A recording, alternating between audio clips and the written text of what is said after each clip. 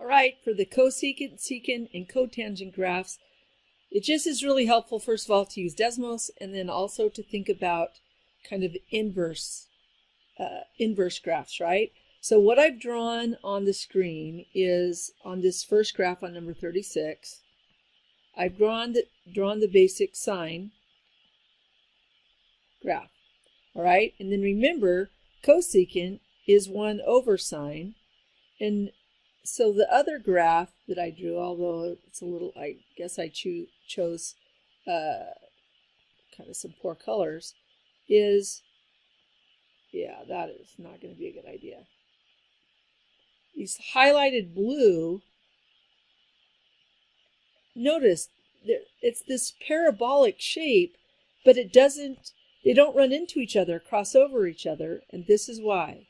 Since cosecant theta is equal to 1 over sine, wherever sine zeroes out, the sine of theta is equal to 0. You can't have 0 in the denominator. That's where we get those asymptotes. So look at when sine of 0 is 0. So there's, I'm going to draw it in red. There's an asymptote. Sine of pi, there's a 0. 1 over 0. Sine of 2 pi, there's a 0 in the denominator. So we have all of these asymptotes.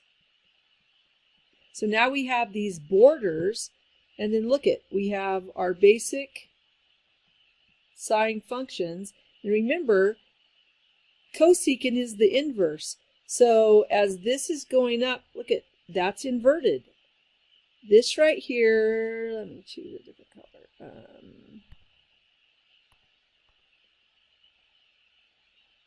This is inverted, an inverted sine graph. This is inverted. It's just that they'll get really close to those asymptotes and never cross them. So even though it looks like their period is between 0 and like a distance of pi, because they're related to sine and cosine, look at, this is one piece of it, and this is one piece of it. And that period is between 0 and 2 pi. So secant, same thing. It's the inverted of cosine. So right here we have cosine. I'm going to, where cosine zeroes out, there will be asymptotes. So at the pi halves, at all the pi halves, there will be these asymptotes. And then where cosine is 1 or negative 1, you're going to see these inverted graphs. All right. And then cotangent is just also an inverse of tangent. So it's kind of hard to see. I'm going to change it to black. So here would normally be, whoops.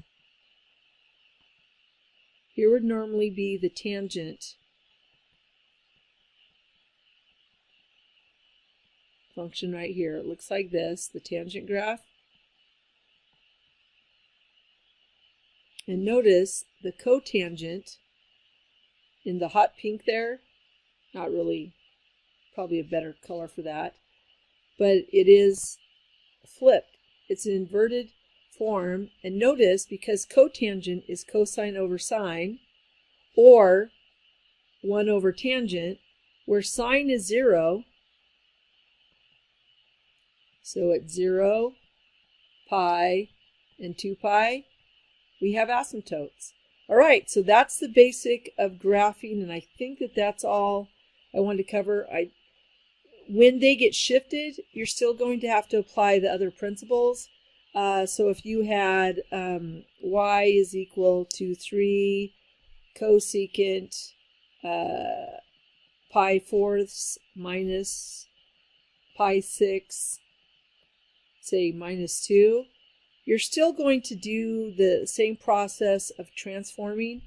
Just understand that even though that looks like amplitude, that's not what it's really considered, because if you notice, they infinitely go, part of the cosecant and secant and cotangent functions, they infinitely go up and infinitely go down. So it's not quite the same thing. Anyway, that's it.